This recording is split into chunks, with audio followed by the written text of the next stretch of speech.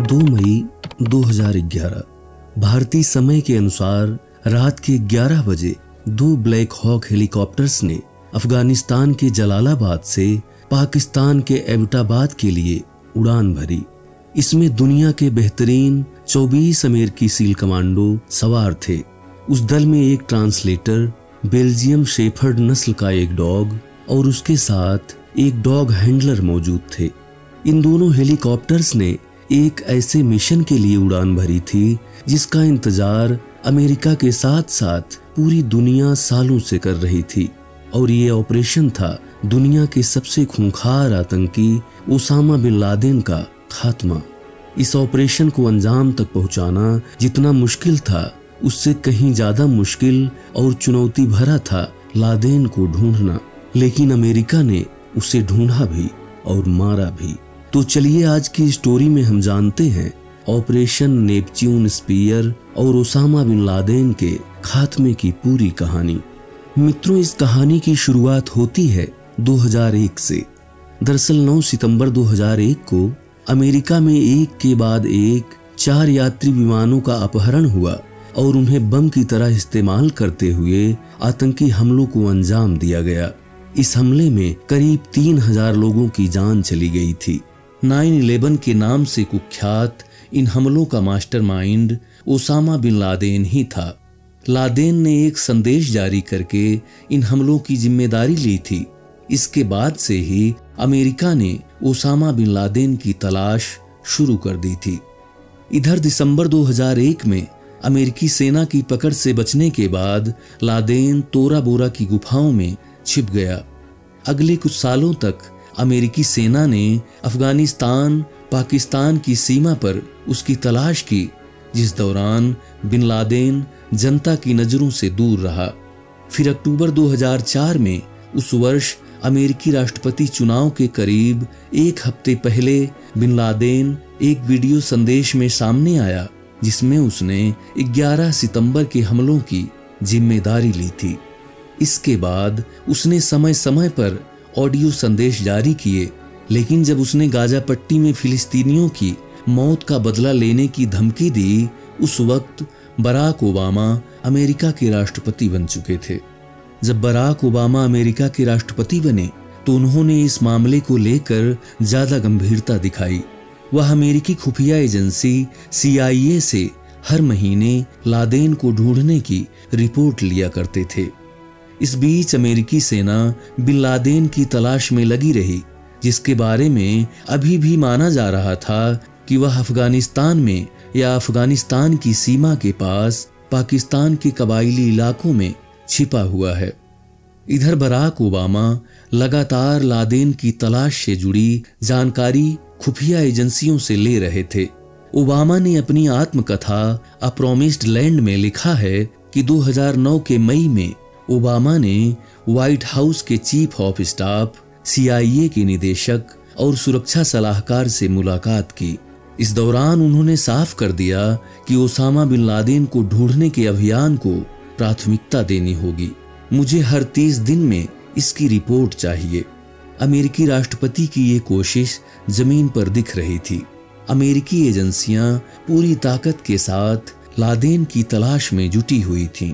साल 2009 में 9/11 की बरसी से एक दिन पहले CIA के निदेशक राष्ट्रपति ओबामा से मिलने आए।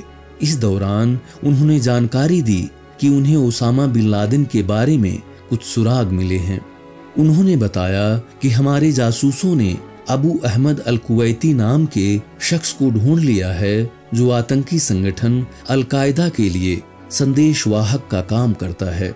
उसके फोन और रोज की हरकतों पर नजर रखकर हम पाकिस्तान की राजधानी इस्लामाबाद से 135 किलोमीटर दूर एबटाबाद शहर के बाहरी इलाके में बने एक बड़े अहाते तक पहुंचे।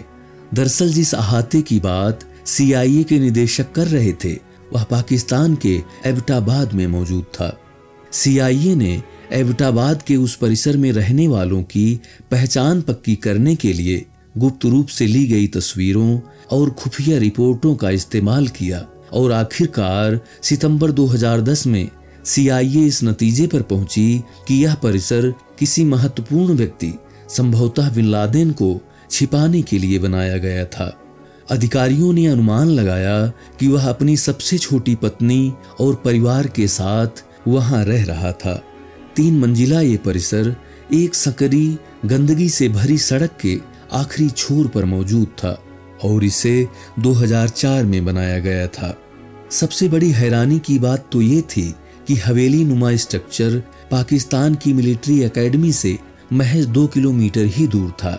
इससे ये बात तो साफ थी कि लादेन को पूरी तरह से पाकिस्तानी सेना और सरकार का संरक्षण मिला हुआ है।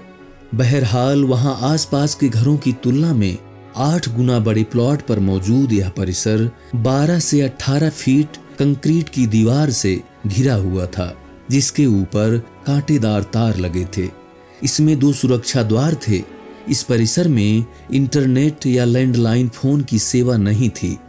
एक ताज्जुब की बात यह भी थी कि सामान्यतः आसपास के घरों के लोग घर का कूड़ा कचरा बाहर डालते थे, लेकिन इस मकान में रहने वाले लोग अपने पड़ोसियों के विपरीत अहाते के एक कोने में ही कचरा जला देते थे। अहाते का मालिक इब्राहिम और उसका भाई था, लेकिन उन दोनों की माली हालत ऐसी नहीं थी कि वे 1 करोड़ से ज्यादा कीमत की इस प्रॉपर्टी के मालिक हो सकें। हैरानी की बात तो यह भी थी कि इब्राहिम मालिक होते हुए भी भवन के मुख्य हिस्से में नहीं, वो अहाते के अंदर ही बने गेस्ट हाउस में रह रहा था। अहाते में 3 मंजिला इमारत थी, जिसकी ऊपर की मंजिल में एक बालकनी थी, लेकिन इस बालकनी को तकरीबन 7 फीट ऊंची दीवार से कवर किया गया था। CIA ने बताया कि हमारी निगरानी से पता चला कि कभी कभी एक शख्स हवेली से बाहर निकलकर अहाते में तेज तेज कदमों से चहलकदमी करता है। मिशन की रिपोर्ट लेते हुए राष्ट्रपति ओबामा और CIA अधिकारी ने इस संदिग्ध शख्स को द पेसर नाम दिया।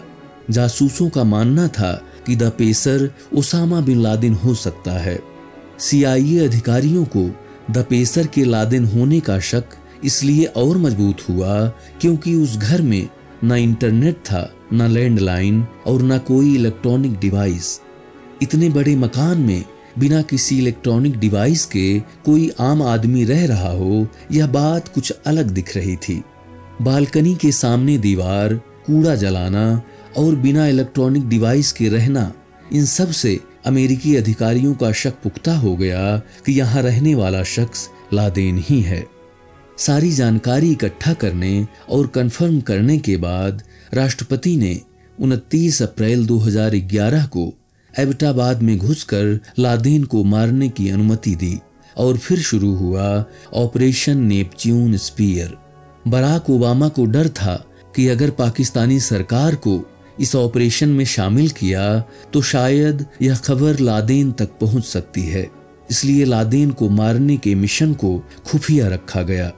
2 मई 2011 को रात के 11 बजे 2 ब्लैक हॉक हेलीकॉप्टर्स ने अफगानिस्तान के जलालाबाद से पाकिस्तान के एबटाबाद के लिए उड़ान भरी।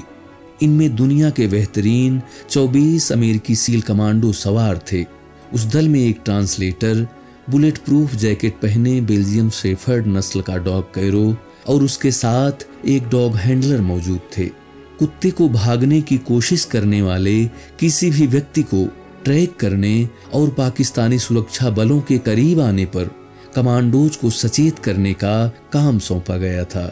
इस ऑपरेशन के दौरान किसी भी अकस्मात स्थिति के लिए एबटाबाद से कुछ दूर एक निर्जन जगह पर 2 चिनूक हेलीकॉप्टर्स को स्टैंड बाई पोजीशन में रखा गया था। उनका काम मिशन में किसी भी तरह के पाकिस्तानी हस्तक्षेप को रोकना था।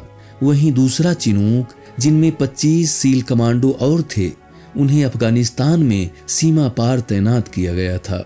खैर, जलालाबाद से एबटाबाद तक की उड़ान में लगभग 90 मिनट लगे और फिर दोनों ब्लैक हॉक हेलीकॉप्टर उस अहाते के ऊपर मंडराने लगे। अब सवाल यह है कि इन हेलीकॉप्टर्स की आवाज पाकिस्तानी सेना ने क्यों नहीं सुनी और उनके रडार इन्हें क्यों नहीं पकड़ पाए। तो आपको बता दें कि ये हेलीकॉप्टर इस तरह के स्पेशल ऑपरेशन के लिए ही डिजाइन किए गए थे। दरअसल ये स्टील्थ वर्जन विशेष हेलीकॉप्टर थे जिनकी आवाज बेहद कम थी और उन्हें रडार से पकड़ना भी बहुत ही मुश्किल था। ऐसे दोनों हेलीकॉप्टर जब उस अहाते के ऊपर पहुंचे तब एक ऐसी घटना घटी जिसने इस ऑपरेशन को थोड़ी देर के लिए मुश्किल में डाल दिया। हुआ ये था कि एक हेलीकॉप्टर के टारगेट पर उतरने के दौरान हवा के ज्यादा दबाव के कारण उसका पिछला हिस्सा चहरदीवारी से टकराकर नष्ट हो गया, जिसमें सवार कमांडो मरते मरते बचे। धूल उड़ने लगी। ऐसे में कुछ देर के लिए हेलीकॉप्टर में सवार एडमिरल बिल मैकरेवेन को कुछ नजर ही नहीं आया। लेकिन इन सब के बाद अच्छा ये रहा कि सारे जवान सुरक्षित बच गए। खैर, इसके बाद दूसरा हेलीकॉप्टर अमेरिकी कमांडोज ने अहाते के बाहर उतारा और अहाते में घुस गए और फिर 9 मिनट के अंदर ओसामा को ढूंढकर सिर में गोली मार खत्म कर दिया गया। ऑपरेशन में शामिल जवानों के शरीर में कैमरे लगे हुए थे, जिनसे पूरा ऑपरेशन बराक ओबामा और उनकी टीम लाइव देख रहे थे। लादेन को मारने के बाद सील टीम के इंचार्ज ने उधर से कहा, ईश्वर और देश के लिए गेरोनिमो ए किया, यानी एनिमी किल्ड इन एक्शन, दुश्मन मारा गया। इधर व्हाइट हाउस सिचुएशन रूम में ऑपरेशन देखते हुए राष्ट्रपति ओबामा और सभी ने राहत की सांस ली। एबटाबाद में अमेरिकी सेना का ऑपरेशन करीब 40 मिनट चला, जबकि अफगानिस्तान से एबटाबाद जाकर लौटने में करीब 3.5 घंटे का वक्त लगा और आखिरकार अमेरिका ने अपने सबसे बड़े दुश्मन को खत्म कर दिया।